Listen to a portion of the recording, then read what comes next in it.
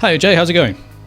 I'm great, Gordon. How are you? Welcome back from Paris. Merci beaucoup. I think I'm about 15% croissant at the minute. It is just a whole different level of pastry and all the different treats out there. But we could trivialize Paris, but we've actually, as we're recording here on June 23rd, it's around 6:30 in the evening, my time, mid-afternoon with you, Jay. Some really quite significant developments happening in the Middle East, and the nature of the podcast means that we are recording a couple of days in advance before you're going to hear this. So we're not going to go into too much detail, but as things stand, we've got Qatari airspace closed, and also reports of the airspace above the UAE closed. It's following a serious escalation in the conflict in the Middle East.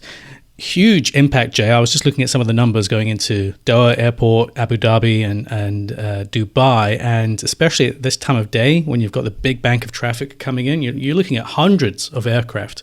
So very, very, very significant situation, and one that we'll no doubt be keeping abreast of in the next Airline Weekly issue. For sure. And at this juncture, just speaking early in the week as things are unfolding rapidly here, this is certainly, as you suggested, having a big impact on airline supply. We'll have a better idea of how this all kind of influences airline demand as carriers start reporting their Q2 earnings in a couple of weeks. Maybe before that, we'll get some commentary. Obviously, a lot of airlines are watching this with as much uncertainty as we are right now.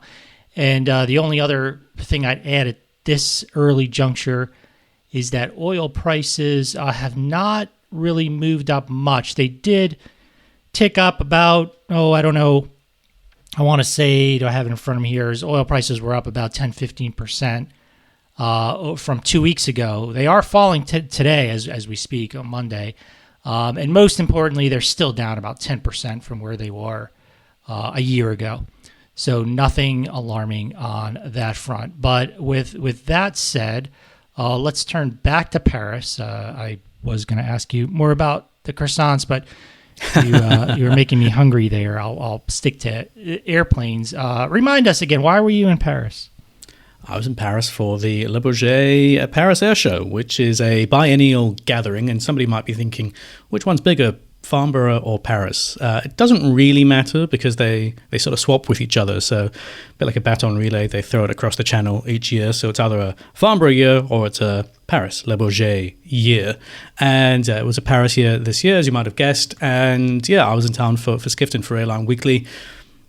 Obviously, the dynamic very, very different this year because even though the skies were very, very sunny in France, it didn't quite match the mood on the ground because the tragedy, the Air India crash on June 12th, which is still under investigation, that really upended the quite carefully curated plans of Boeing and several other firms. And in light of the tragedy, Boeing really trimmed back its program quite considerably. I was speaking to Boeing sources on the ground, and they did have news to share. It wasn't that it was always going to be a quiet Boeing show. They genuinely did have some reasonably significant announcements, but it just wasn't the right time nor place to share those.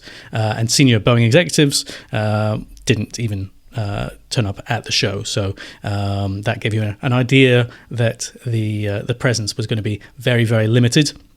That said, there is a huge amount of business that goes on at the show that's not directly related to aircraft orders. I think some people sort of assume the show's been a flop if you haven't had 1,000 orders from every OEM. It's not just about what is announced at the show. It's about all of the discussions. It's about the shaking of the hands. It's about the negotiations, the discussions, everything that leads up to an order. And also, not just the aircraft itself. It's about the avionics systems. It's about the interiors. It's about the IFE. It's about the engines. It's about all of the wider ecosystem. And I would hope that most people listening to this podcast know that, but those maybe listening in a more casual context might not quite understand that nuance. So I think that's important to stress at the start of the conversation, Jay. But that said, there was still some news, and even if we take it at the sort of very, very top level, was it a success, yes or no, based on orders? There was news from Airbus, especially with Boeing largely out of the picture. All eyes were on the European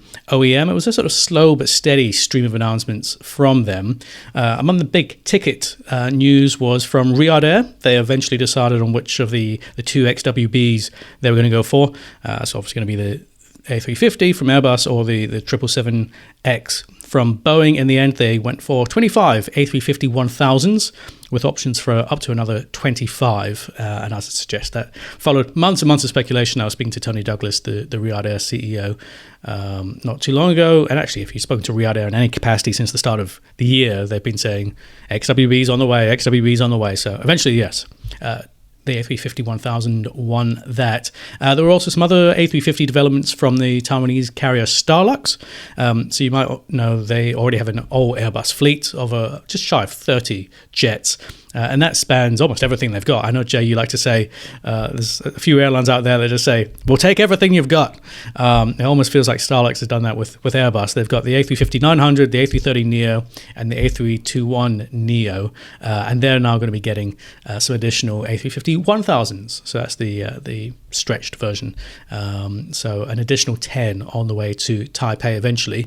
And then there was some other sort of more modest A350 nuggets. Egypt Air was unveiled as the previously undisclosed buyer for 6 of the 900 variant. Can I go on, Jay, or do you want to jump in? Oh, all good. Great overview there. Good commentary. Well, I noticed. Before I go on, there were some. There was a bit of an upset as well. Yeah, and I this might be what you're alluding to, but I was going to ask you. I noticed that in our issue of Airline Weekly, you noticed that, or you commented, that Embraer was feeling rather blue, and this had nothing to do with JetBlue. But why might that have been the case? Embraer probably is feeling a little blue about JetBlue. I was reading on some of the forums earlier. More than just a metaphor there. I was reading on some of the forums earlier that it's looking like the last E1 flight with JetBlue is looking fairly imminent, but that's still to be confirmed. I've put a little note into JetBlue to find out if that is going to be the case. But of course, they're pivoted more towards the 220s, and they're not the only one. So LOT Polish Airlines placed its first ever Airbus order at the airshow. I was in the room with all the various bigwigs, including the LOT CEO, and he was very honest, actually. I thought he would be quite diplomatic, given that LOT and Embraer go back a number of years. And he basically said, without naming names, it obviously came down to 2 bidders, and you guys, i.e. Airbus, wanted it more. So you're sort of reading between the lines there. You sort of get the impression that they didn't quite think that Embraer wanted the deal enough. So I think there was maybe a little bit of an upset there. So the 220s, so there's 20 A220-100s going to Warsaw, and then 20 of the larger 300 variant also heading to LOT. But there are options for up to 84 planes in total with that deal. And the LOT CEO did hint that once the new airport opens in Warsaw, they may start to exercise some of those options. And it is quite an airport development that is underway. I think we spoke last week, Jay. It was comments that, it was Wizz Air, that Poland is the new Germany. Yes. And Ukraine would be the new Poland. Anyway, read into that what you will. But Poland has got some incredible growth in front of it, not least from an airport point of view. So some exciting happenings there. And then other just nuggets. We had from Embraer some better news on Wednesday of their show. It's day 3. From SkyWest Airlines, a firm order for 60 E-jets with options for an additional 50 aircraft. And I was doing some reading before the podcast. SkyWest is the largest Embraer operator in the world. Which is quite something. They've only got 16 aircraft pending delivery from a fleet of more than 260. But, Jay, little pop quiz time. Why will it not be the E2, the flagship product, heading to SkyWest? Right, I was going to raise that point as well. Maybe the largest Embraer customer, but Embraer wishes that it was buying more of its modern product. It's newer products. So yeah, the U.S. market is because of various labor realities, let's say, pilot scope clauses specifically. U.S. regional carriers like SkyWest are unable to fly the Embraer, the E2, the newer version. So they're still flying the E1s.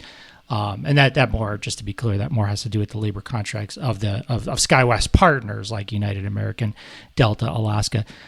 So yeah, that's for Embraer, that's unfortunate. They would love to be selling their A2 in the U.S. market, but they simply can't. Yeah, but they're getting some traction with Porter north of the border. Yeah, that's true. Good point. Yeah, Porter, a little bit of a different scenario up there in Canada, and Porter is seems to enjoy that aircraft a lot. We also have some other Embraer news just for completeness from Airlink. That's a Southern African carrier. I say Southern Africa, not South Africa, because they do go beyond South Africa. They are getting 10 E195 E2s, and that's via lessor Azora. So they're going to be delivered direct from the factory and expected to be delivered from later this year through to 2027. And Airlink, as anyone knows who's familiar with the region, they're already a big Embraer operator. They have been operating Embraer products since 2001. Other odds and ends, Jay. We had some updates from All Nippon Airways. You might remember, I think 2 months ago, they basically said they were going to buy a bit of everything, and they fleshed out some of the terms and the conditions for those deals. So that affected Boeing and Embraer and Airbus products. And then we also had some news from the Saudi lessor Avilease. They announced an initial order for some freighter aircraft, A350s, and also 30 A320neo family jets with options to double those numbers. And then this is a carrier that we don't often discuss in much detail on the podcast, but JSX, you familiar with them? They're sort of public charter carrier? Right. We don't write about that category of company in Airline Weekly per se. We're mostly focused on scheduled service, but yeah, I do know a little bit about them. What did they have to say in Paris? The only reason I flag it is because I thought it was reasonably notable. They're going to be on their way to being an ATR operator, turboprop aircraft. So they signed a letter of intent, which isn't completely binding, but it's a step in the right direction, for 15 new ATRs, either an ATR 42-600 with 30 premium seats or the larger ATR 72-600 with 30 seats. But even ahead of that, JSX intends to begin ATR operations later this year with 2 leased turboprop aircraft in order to expand its, quote, hop-on, hop-off service to reach a larger number of private terminals and smaller airfields. So interesting there, because I know that you'll be more plugged into this than I am, Jay, but turboprops have kind of fallen out of favor in the US market, even amongst regional operators in recent years. So I'm sure there are a few smiles at the ATR chalet after that. What's your impression, Jay, just taking a step back, beyond the sort of the nitty gritty of Le Bourget this year? It feels to me like an aircraft can be ordered and announced rather at almost any time. We saw with Trump's visit to the Middle East, was it last month before last? It seems like ages ago now. That as Trump toured around the region, it felt like there was a big Boeing order coming with every hand he shook. And we've also seen previous big announcements in the region tied to local events and local exhibitions or trade fairs. It used to be, not too long ago, or at least it felt that way, that almost everything was choreographed to Le Bourget and to Farnborough. But now, it seems to be much more in the domain of the airline and maybe to a lesser extent the OEM. They can announce news on more bespoke terms that don't get clouded with the news and the rush associated with everything else that's going on at the air show. Yeah, I think that's fair to say that the air shows don't hold quite as much prominence as they once did. And, part of the reason is that there are other air shows now competing with London and Paris, including, Singapore Air Show, Dubai Air Show. What am I missing any? I mean, there are just other events sometimes. As you also alluded to, you have big announcements that coincide with, political meetings. Geopolitical, one leader visits here, visits there, and as part of their diplomatic announcement, they include aircraft orders. In fact, keep an eye on China, because if the U.S. and China do come to some sort of, reconciliation of their very intense trading dispute, it could involve, China buying more Boeing aircraft. But that's just speculation here. I'm just pointing it out that these kind of diplomatic / geopolitical proceedings often have just as much relevance to the aircraft market these days as the big air shows like in the one you attended in Paris. So I think your point is a good one. There was just one other completely separate point I wanted to make about going back to Embraer. I didn't want to beat a dead horse here, but if we can return to Brazil for a moment. Oh, please do. I did read that, I believe it was a Reuters report, that AirAsia might be interested in going for the E2s for the first time. So another thing to keep an eye out for. Again, just a report, not confirmed. AirAsia has said things before that wound up not panning out. So certainly, don't put any money on it. Don't write it down in ink, but keep your one eye open for AirAsia perhaps ordering some Embraer planes.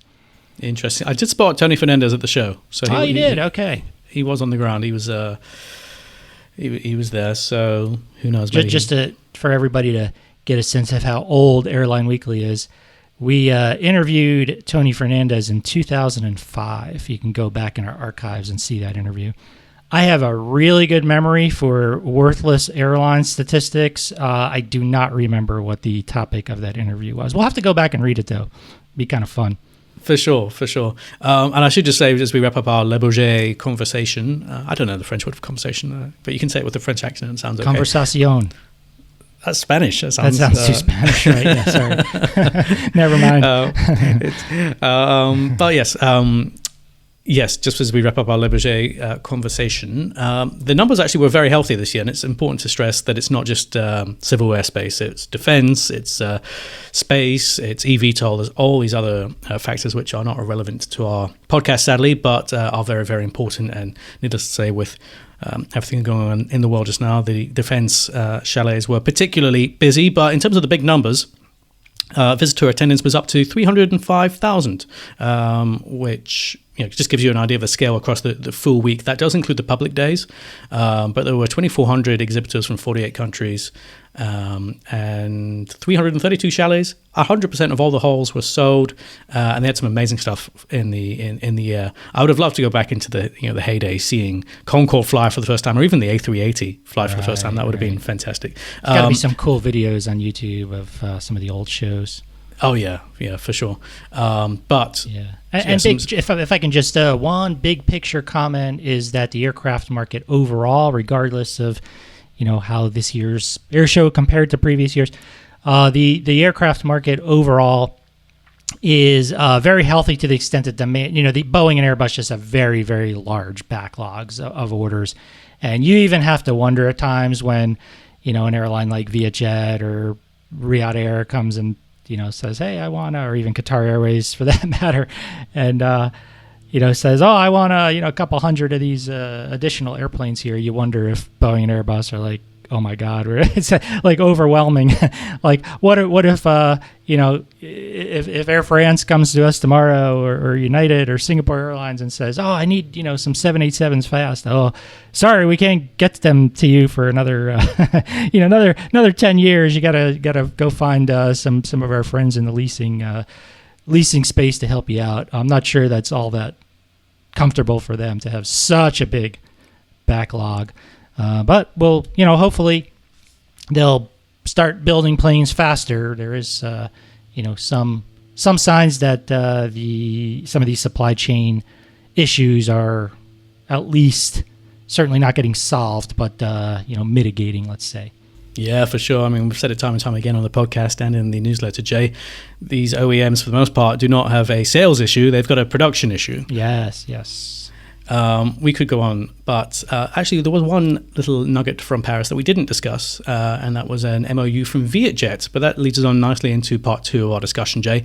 But we will get there in part two. Before that, just a very quick reminder to send any questions or comments that you might have for us to podcasts@skiff.com. That's podcast with an S at the end. And please don't forget to follow or subscribe to the podcast wherever you're listening or watching. And if you are enjoying the show, please rate us 5 stars or leave us a positive review so we can continue to spread the word about the Airline Weekly Lounge. Don't go anywhere. We're talking Vietnam after the break.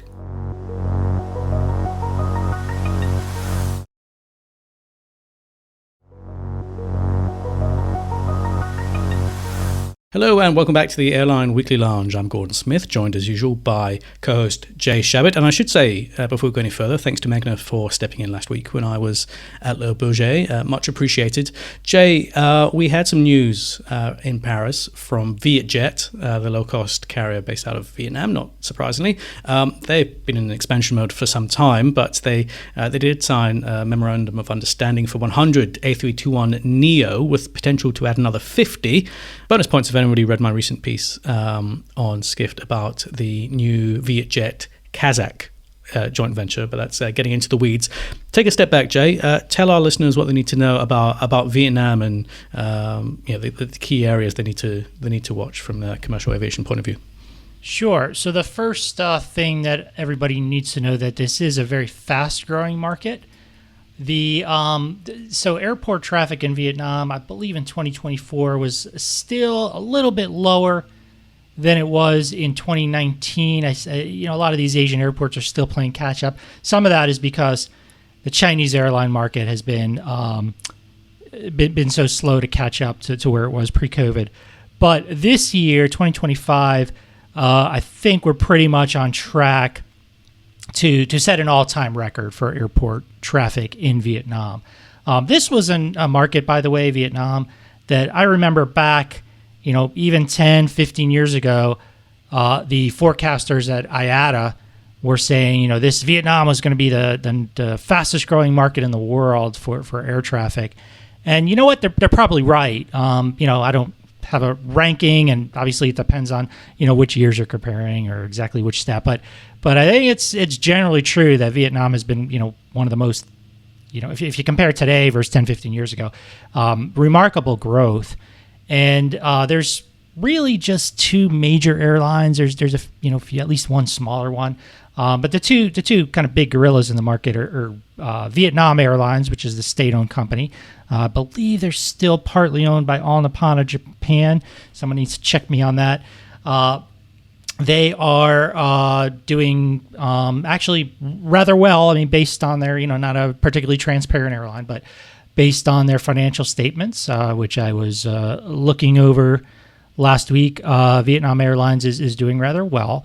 And so for that matter is Vietjet, which is the low-cost carrier that we were just talking about that now has, and thanks to my trusty Cirium fleet database here, looks like they have 316 planes on firm order in total now. And that's firm order, a whole bunch more letters of intent. We'll see if they ever materialize. But you can see why they would want to start a joint venture in Kazakhstan or somewhere for that matter, because of all these planes they have to find homes for. But fortunately, Vietnam, as I said, very fast-growing market. Other thing that's important to know about this market is they will, and this will accommodate growth as well, introduce a lot of new airport infrastructure in the coming years. So next year, I want to say, Ho Chi Minh City, which is formerly known as Saigon, that city will open a brand new airport, a real big one too. So that should accommodate a lot of growth. And then Hanoi, which is the capital city, smaller airline market, but the capital city, I believe they are getting a new terminal. I think that's at the main airport there. I think that's the situation in the capital. So you can see at least the thinking of why Vietjet is ordering so many planes. I mean, a lot of growth potential here. Now, and tourism, by the way, growing very, very fast. Now, will all of those planes wind up making money? A lot of that. Then you start talking about the devil being in the details because, of course, they've got these 330s on order as well. They actually fly a few A330s already. But where will they ultimately fly all of those? Once you start flying wide bodies, that becomes a riskier endeavor. They actually had a press release that caught me off guard. I thought I got a little bamboozled there. They said that we operated our first flights to the United States, and I said, wait a minute, how are they doing that? And Ho Chi Minh City to anywhere in the United States is very, very far. I mean, you need very long range aircraft for that. And I looked at the details, And what it was, they operated a more of a like publicity stunt type flight from to Miami via Alaska. So I don't know what that meant or what the purpose was, but no Vietjet yet in the U.S. market. Maybe someday. Right now, the only nonstops, I believe, between the U.S. and Vietnam. Vietnam Airlines does fly a Ho Chi Minh City to San Francisco nonstop. I guess that would be with, is it a 787 or 350? Not sure off the top of my head. And then remind me, Gordon, do you know, does United, did they go back into that market via Tokyo? I can't remember if that was one of the new Asian routes. It is indeed, yes. It is. I think it's via Hong Kong, though. My memory isn't that bad, see? Wow. I was thinking, was that the United? Yeah, okay. So thank you for clarifying that, Gordon. So yeah, that's I think gives everybody a little bit of a picture of what's going on in Vietnam. Obviously, it's not just the Vietnamese airlines taking advantage of this growth. It's foreign carriers as well, United being one of them. But more relevantly, a lot of these Asian low-cost carriers like AirAsia, some of the Japanese carriers, Korean carriers are very, very active in Vietnam. Vietnam is a big source for, or let's say a site of foreign investment for big Korean companies, whether they be the big auto companies or the semiconductor companies. Samsung comes to mind. I think Samsung has huge numbers of employees working in Vietnam. So those carriers from those countries are certainly taking advantage of all this growth potential. However, and I'll end on this, Gordon, it is not an airline with a lot of international business traffic, at least not yet. Maybe it'll evolve into something more, but it is still a rather low yield market. So it's not something that really is very high on the wish list for, let's say, a big European airline like a Lufthansa. I mean, I'm just making that up, but United went in to skim off some, vacation traffic, holiday traffic. They're doing it through Tokyo, right? So not a big deal, but still, let's put it this way, neither Ho Chi Minh City or Hanoi, nothing like Singapore in terms of that corporate traffic. So that's somewhat of a limitation on its potential. We did have, just a final little comment from me, the whiff of a new airline coming out of Vietnam, actually at our Skift Asia Forum, which was held earlier this year, because Bill Bensley might be a name that's familiar to some of our listeners who are familiar with the sort of broader hospitality space. He's a bit of a design legend, architect. He's got various fingers in various pies, but he was speaking to the Skift CEO and co-founder Rafat Ali, and he said, quote, "We're going to build within 3 years this 40 fleet airline. They want it to be very, very high-end, with half the plane in executive class and first class." So Bensley was essentially speaking about his love for Vietnam, and he explained how he's going to help translate that love for Vietnam into the aircraft, how it's going to manifest itself on the aircraft. The full story's on Skift. You can check that out, and you can also view the full conversation between Rafat and Bill at the Skift Asia Forum on YouTube. But it's going to be, if realized, an airline through the Sun Group, and they already operate a private jet business in Vietnam. But really, the investment case comes around green light. It follows a green light from the Vietnamese Prime Minister. But there's no details as of yet about how the airline's going to source its aircraft or where exactly it's going to be flying. But it's going to be called Sun Phuoc Airways, and Phuoc is an island in the very, very far south of Vietnam, just off the coast near Cambodia, and they're going to really try and turn it into what they call a resort in the sky. So I dare say, Joe, we've been here before with airlines that are very destination driven. I'm thinking maybe in Europe there was a number of airlines out of the Canary Islands that said, we're not getting the traffic we want. Let's start the airline ourselves. I remember before I joined Skift, I flew up to Iceland with Nice Air, that was North Iceland Air, and they essentially said the same. They said, we've got an airport in the north of Iceland. People aren't coming here. Everyone has to go via Reykjavik and change airports in Reykjavik because the international airport and the domestic airport are separate. And they said, no, you know what? We're going to do it ourselves. That venture didn't last too long. But I wish the team at Sun Phuoc Airways all the best. It'll be interesting to see how that particular venture, albeit very well backed with the Sun Group and with some government backing, plays out. all good points. And just to tie this back to our original conversation, this new startup you referred to in Vietnam, one obviously question that they're going to have to ask, call it a challenge, a difficult challenge, I'm sure, is where are they going to get their aircraft in this very, very tight market? Not impossible to get aircraft. There are lessors out there who will who have some to give, but obviously the tight market will make the price rather expensive. For sure, yeah. We'll be keeping a close eye on that. Great fun for us as analysts to see how these super ambitious startup airlines play out. But that's all that we've got time for on this episode of the Airline Weekly podcast.